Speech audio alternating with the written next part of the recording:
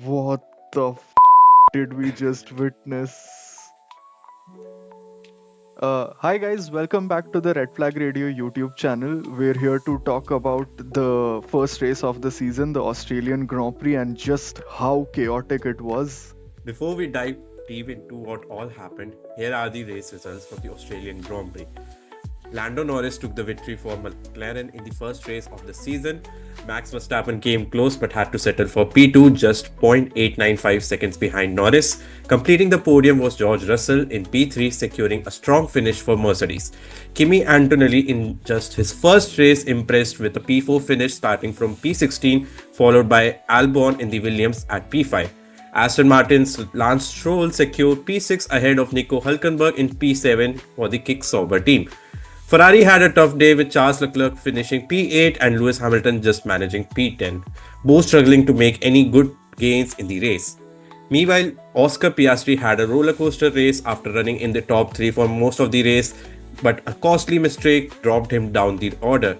But he fought back brilliantly to secure P9 and crucial points in front of his home crowd. Outside of the top 10, we have Pierre Gasly, Yuki Tsunoda, Esteban Ocon, and Oliver Bierman, who couldn't break into the points. Meanwhile, Liam Lawson, Fernando Alonso, Carlos Sainz, Jack Doohan, and Isaac Hadjar failed to finish the race.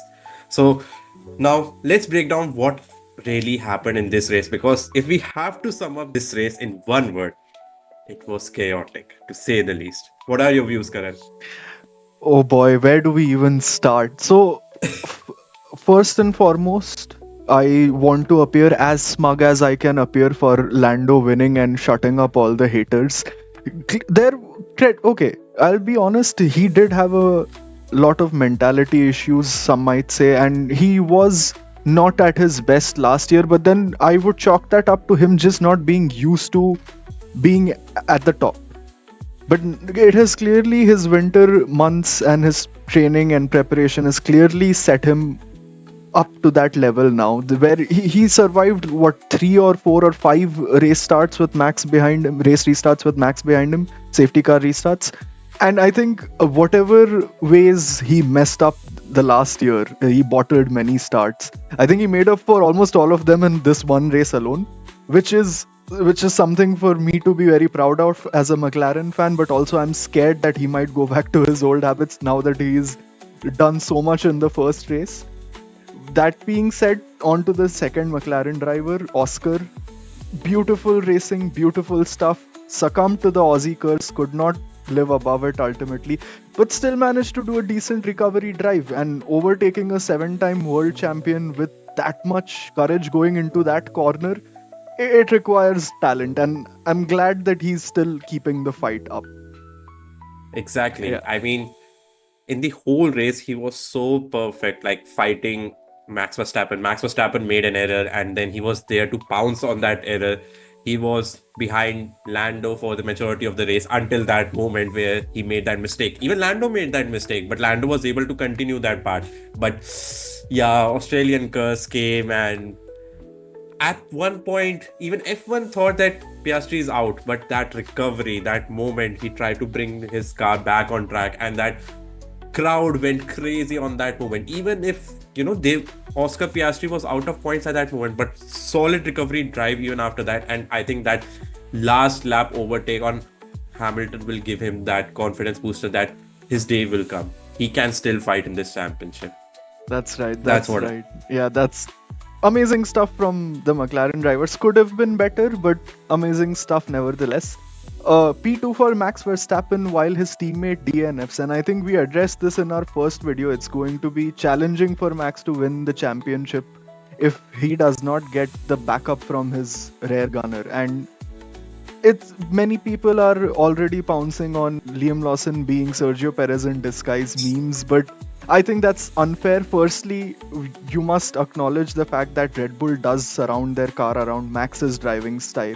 And secondly, and more importantly, that's his first race in these conditions in a car that's very unforgiving, and it's fine. A couple of mistakes are forgivable. You cannot go straight to comparing him with Sergio Perez 2024 season. True. I think Christian Horner said that probably after the qualifying, this will be that session where They are just here to gather the data. They knew this race will be tough for Lawson because it's his first race sometimes, and he has never driven on this track. I think this is close to being his home race, but that being said, this was his first race, and everyone knew that this will be that race where he just needs to gather data, get that feel of that car, because yes, there was testing, but there were some issues. They were trying many things with that car during testing. So now, when they were just logged in with the setup for that whole race, he got that mileage. But at the end, he made that mistake. But it was a mistake that every driver was kind of making, considering he was on dry tires on a very wet track at that moment.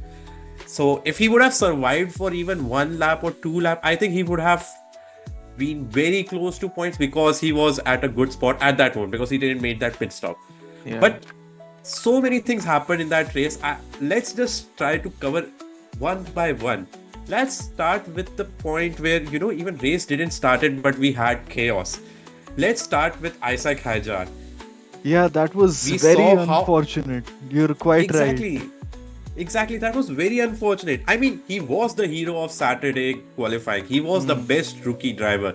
He got P11 for Racing Bulls, and they were happy with that position. Like, it was a great place to start the race. But obviously, weather gods had other plan. And before we even started in formation lap, he crashed, and it was so heartbreaking to watch. Right?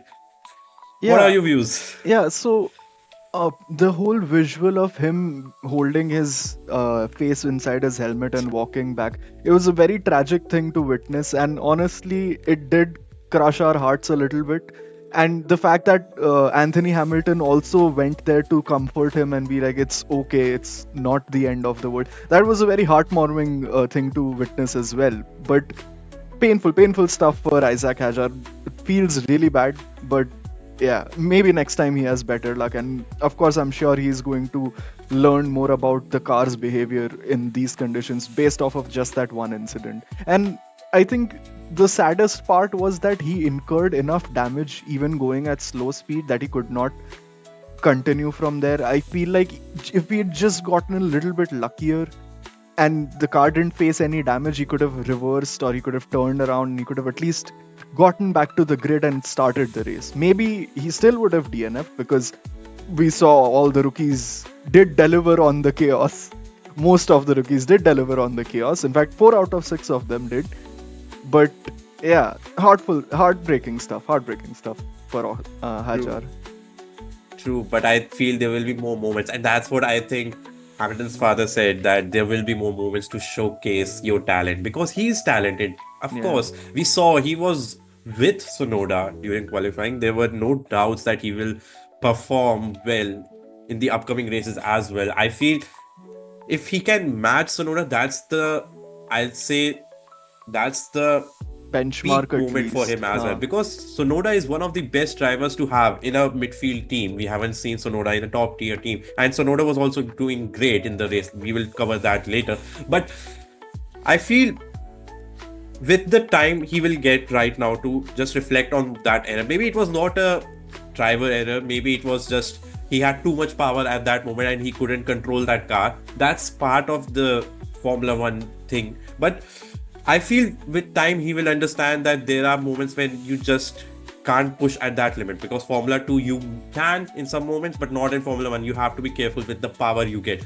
So with that being said, I think he will have a much better race, I feel, in China, and surely he can reflect on what all happened and he can come back stronger because these rookies have that mentality. Maybe they exactly. fall, but they can come back stronger. That's how I feel. Exactly. Yeah. And speaking of rookies, so chaos throughout the race.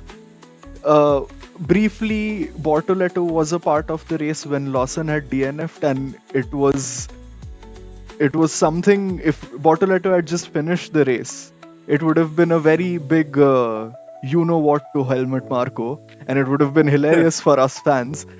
But tragic stuff for Lawson, tragic stuff for Bortoleto, tragic stuff for Hajar. And what do you think, Tandon? Is this? I know it was a wet race. It was their first race for many of them in F1. But do you think this sets a precedent for them, or do you think this hurts their confidence given that it was the very first race? Or do you think, as you said, they do bounce back, but is it too soon for them to go into China with an improved mentality, or do they still feel a little bit underconfident because of these things?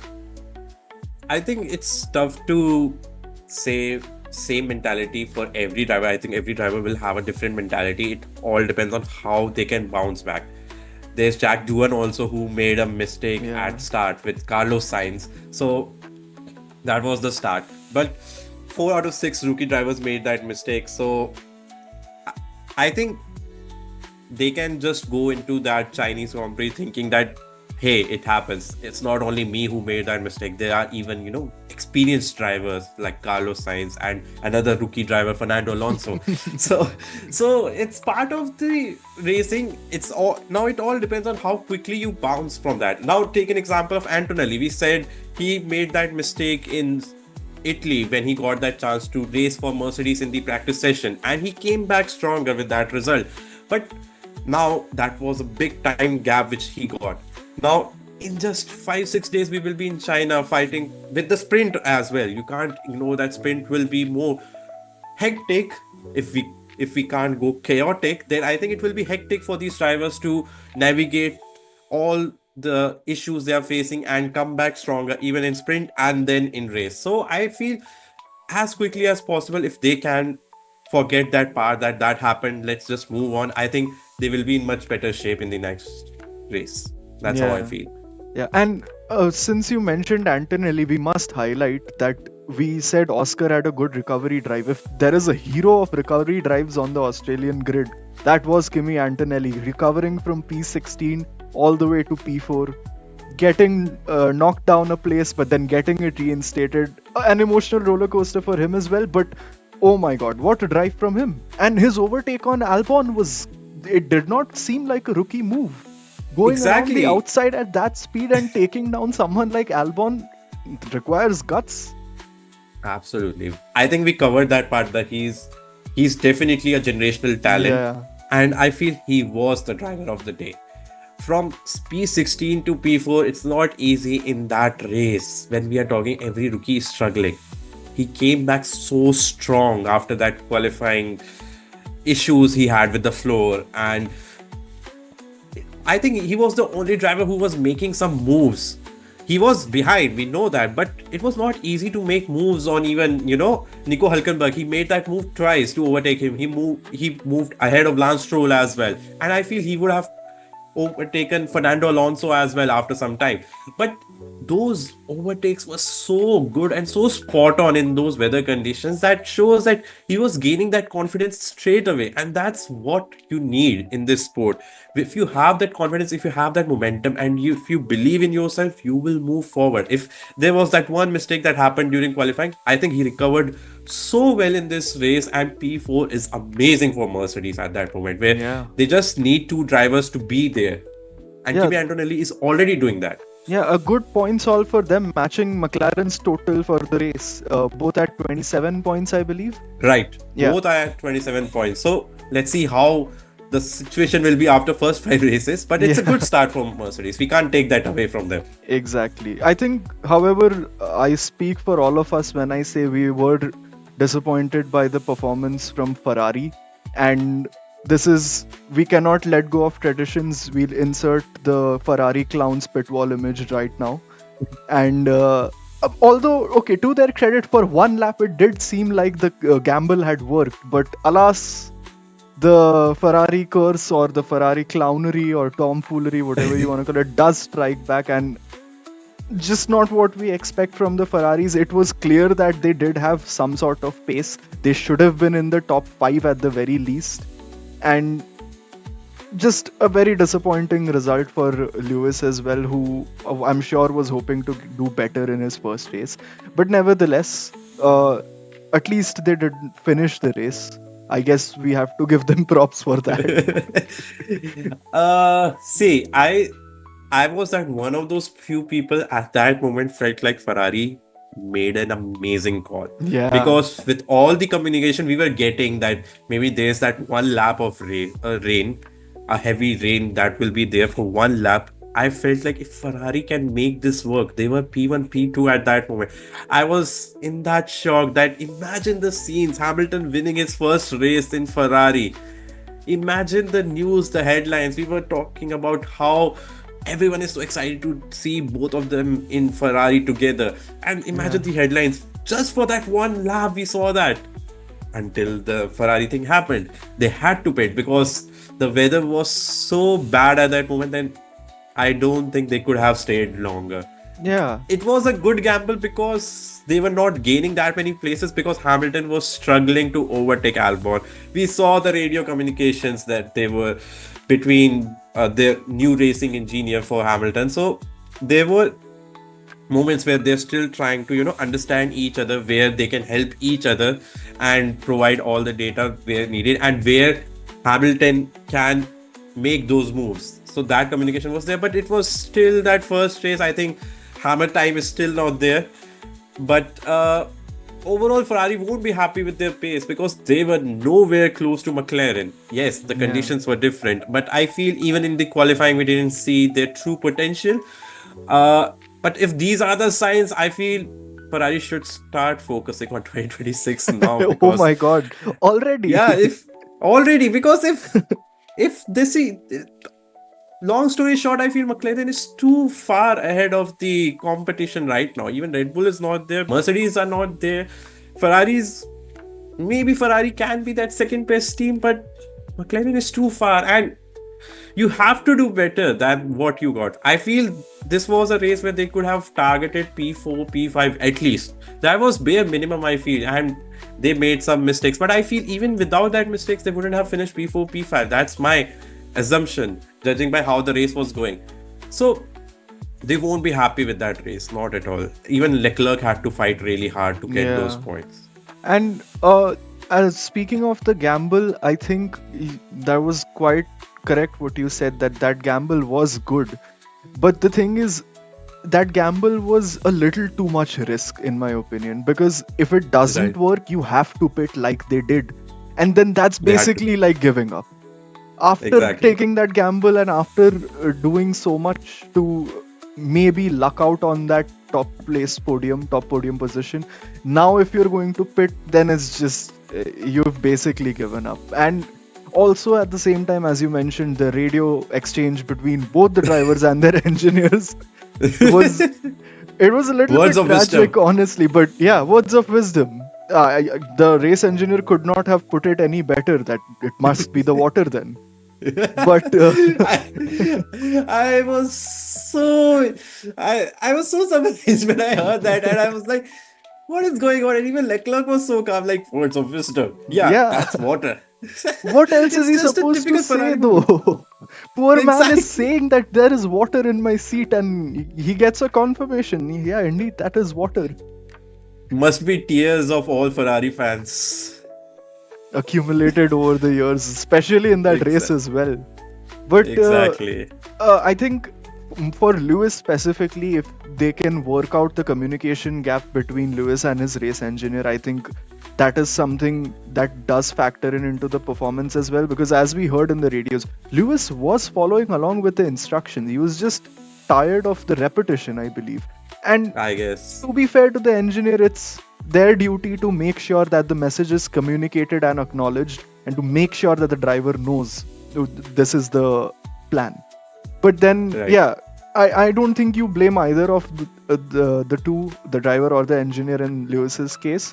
It was just maybe with more races, they get more in tune with each other, and that's a fair expectation to have a little bit of communication gap right off the at the Right. onset. Right. Because I think Hamilton is in a new environment after like 10 years. I think it was since 2013 he's there. Yeah, So now 2025, so 12 years. yeah, It will take some time for both of the sides, because even Ferrari needs to understand how Hamilton performs, how Hamilton needs that data. So with time, I think they will get better for sure.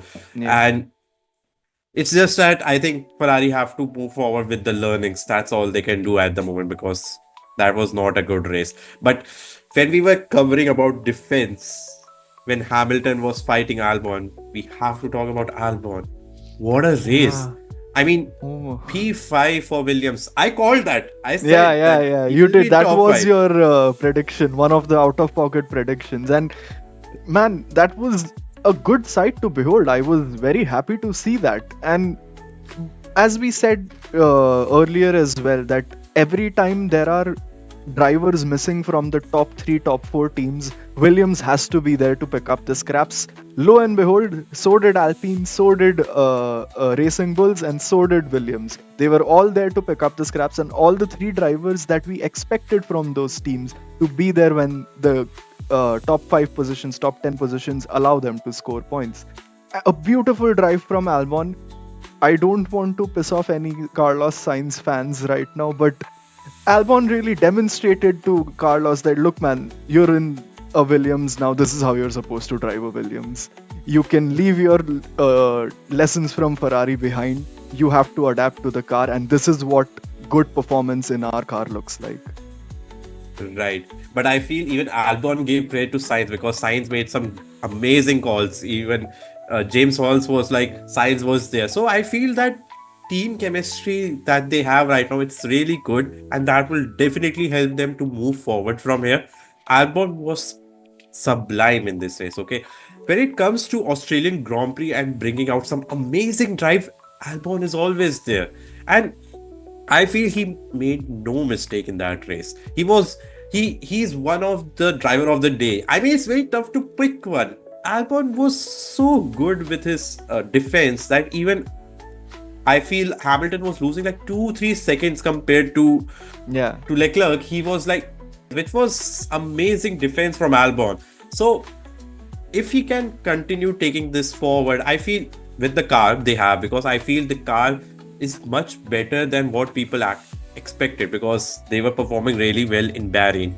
We saw in Australian Grand Prix where Sainz was in top 5 more the majority of practice sessions. Even they had some, I'll say, tough luck in qualifying third session, but that car looks good and they should target top 8 positions anytime those top 4 teams make any mistake. So I feel with time they will definitely show that, hey, if you make any mistake, we will be there to pick those points. And that's exactly what we saw. And with that being said, I think we should talk about Aston Martin as well, because oh, what a.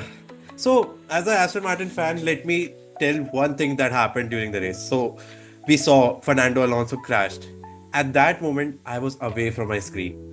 That only one moment I was away. I went to grab my speakers to, connect it and see the onboard of Alonso and hear what exactly is going on. And I went to grab my speakers.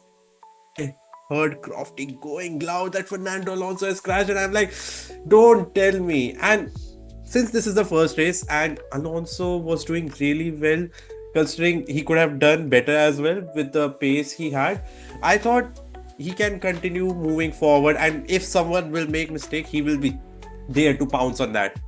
But Alonso crashed, and it was so heartbreaking for me to watch that as an Aston Martin fan. Yeah. If you haven't figured that part, anyone. So I was like, why Fernando Alonso? It's his first race, and that brought more chaos for the other teams as well, because at that moment the weather took that unpredictable shift, and that's where Aston Martin made a bold call to bring Stroll as well on a later moment when I think Bortoletto crashed. So Aston Martin performed really well from where I thought they will be.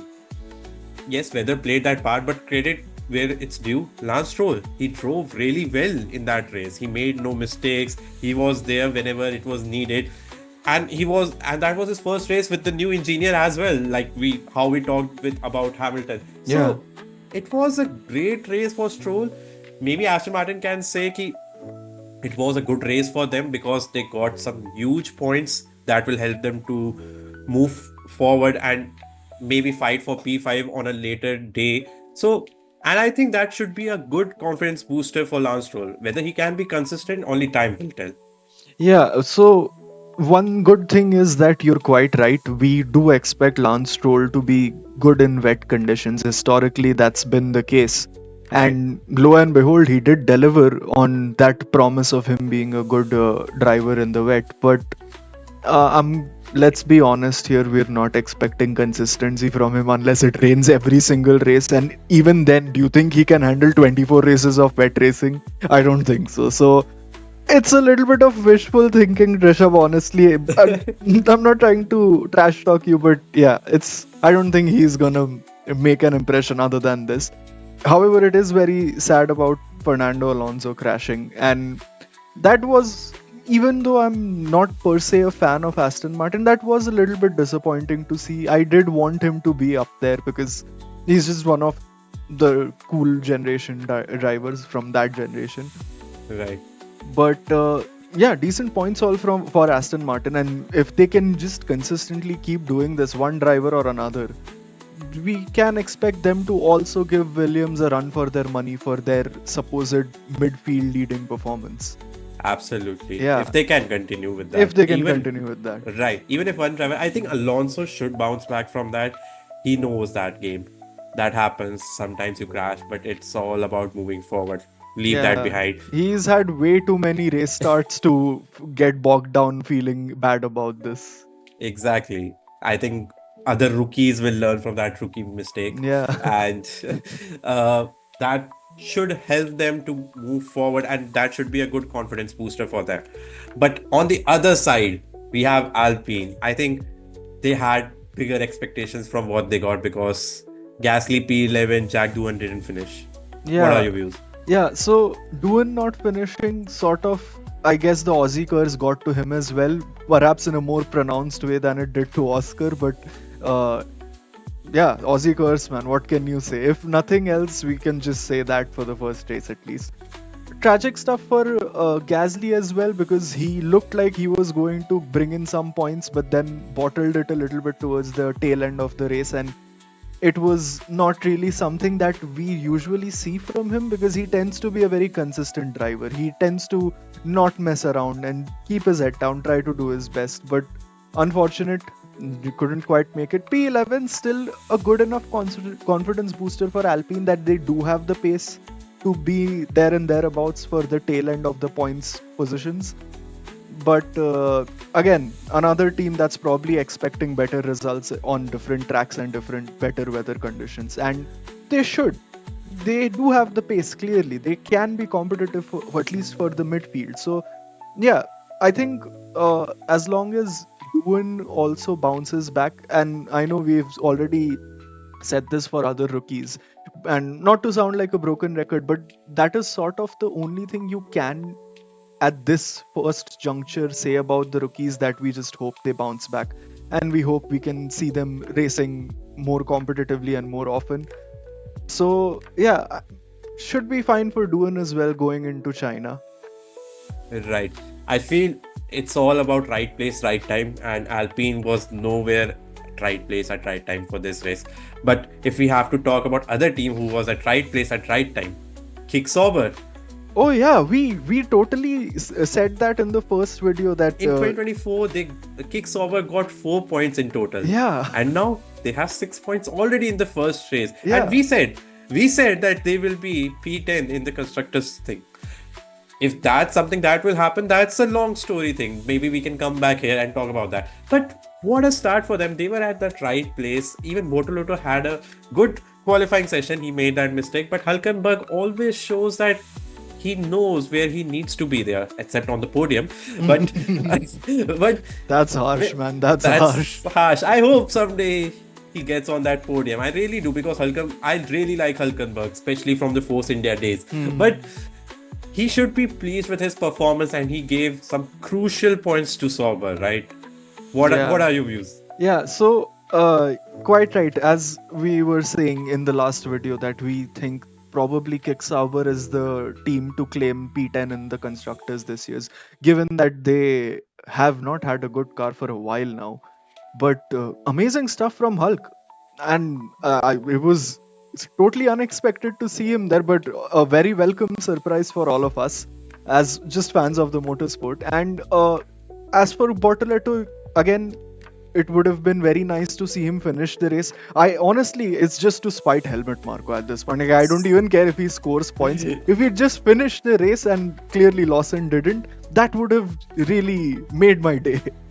But unfortunate for him as well. But I'm sure his rookie mentor Alonso will also guide him through that. Yeah, that's the way. Yeah.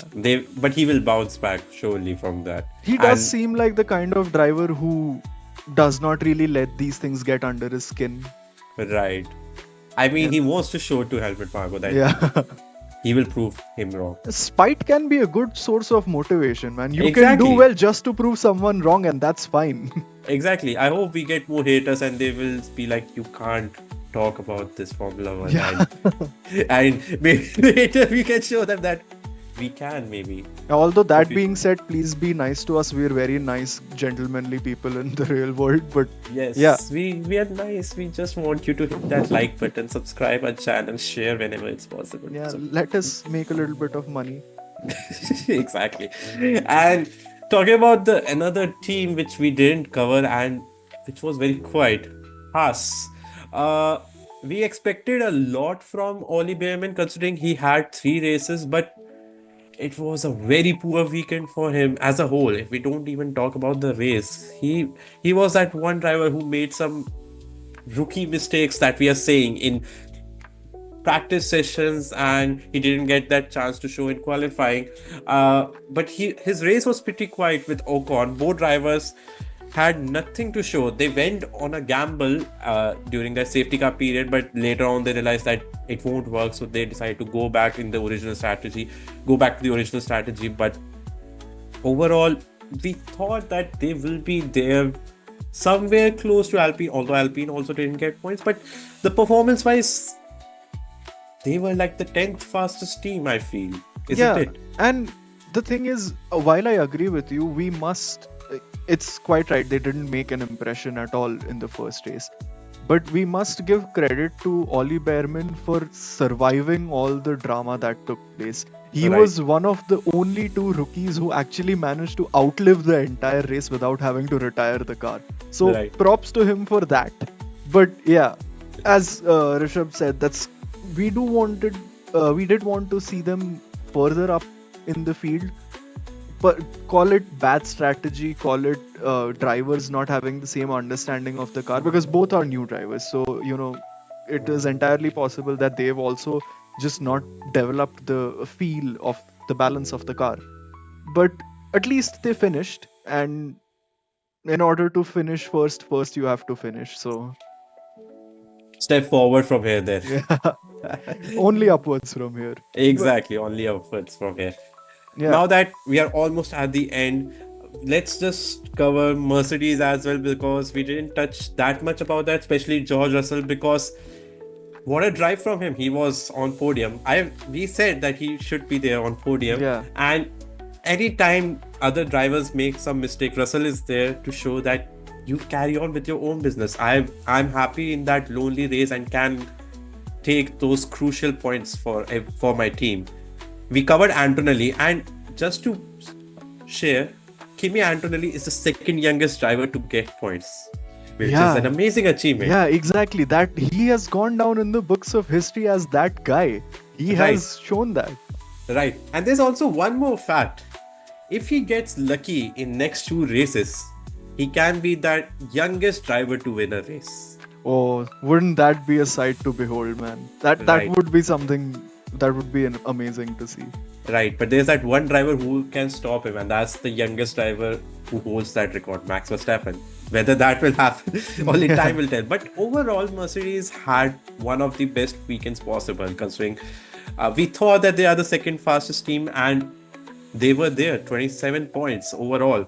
Yeah, matching McLaren's tally, in fact, at least in the constructors, they are inseparable at the moment.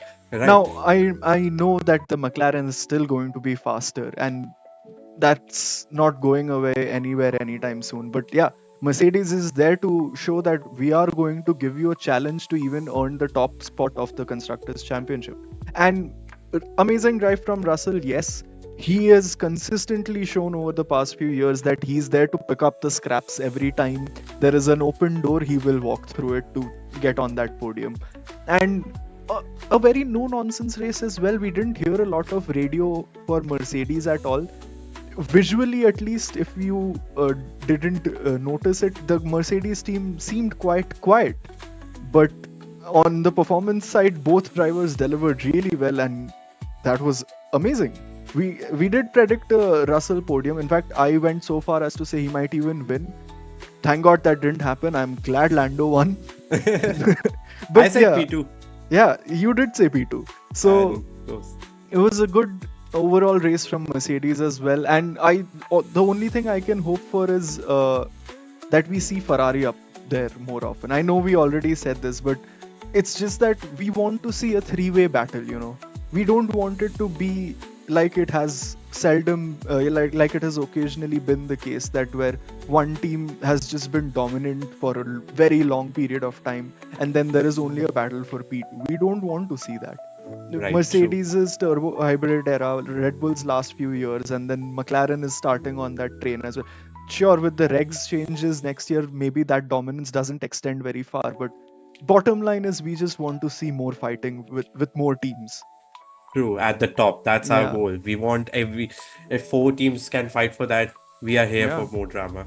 And we That's all. did see, I think, what, 6 or 8 different teams in the top 10 this time around. That was very Right. cool. Right. They were Yeah. there. So it's amazing to see that. I feel with the races coming forward and with teams bringing more upgrades, hopefully they will catch McLaren. Hmm. That's the hope. Yeah. But if you have to sum up this race, how was it? Uh, I As a would. season opener, don't forget that. Yeah, absolutely. I think I was I was very sleepy, honestly, when we saw the race, because it was too early in the day for me. Coffee But helped me. but the race really energized me. Like, a lap after lap, it was so exciting. Except for the first few laps, where it was they had to stop abort the formation lap and stuff. That was a little bit slow. But then only it was a absolute cash money of a race from that point on, and we got everything we had hoped for as fans. We got weather, we got chaos, we got a bunch of safety cars, and we got to see Max not win a race. Controversial for some, but I see what you did there. Well, No, no. right. Well, if the first race was this chaotic, imagine what's coming next as we are heading to the Chinese Grand Prix. And not to forget, it's a sprint weekend, which means more action, more unpredictability, and even more drama. Who will shine in Shanghai? No one knows. Maybe McLaren, who has set the benchmarks early and should be strong in any conditions. But can they keep that momentum going? Lando Norris looks dialed in, but Oscar Piastri will be desperate to bounce back after his costly mistake in Australia. Will Max Verstappen strike back and take the fight to them? Or are we witnessing that real power shift at the top? And what about Mercedes? Will they be even stronger here after an amazing first race? Can Ferrari finally put together a weekend without strategy blunders and show they have the raw pace to fight at front? And lastly, Williams have looked impressive. Can they even do better from here? With so many questions and only a sprint weekend to get answers, expect more chaos from track. We'll break it Absolutely. down in detail when we discuss the Chinese Grand Prix in the coming days. But for now, let this sink in. The 2025 season is off to an absolute banger. Hit that like button, subscribe for more deep dives, and let us know in the comments who do you think will come out on top in China. See you in the next one. Bye bye. Bye, guys.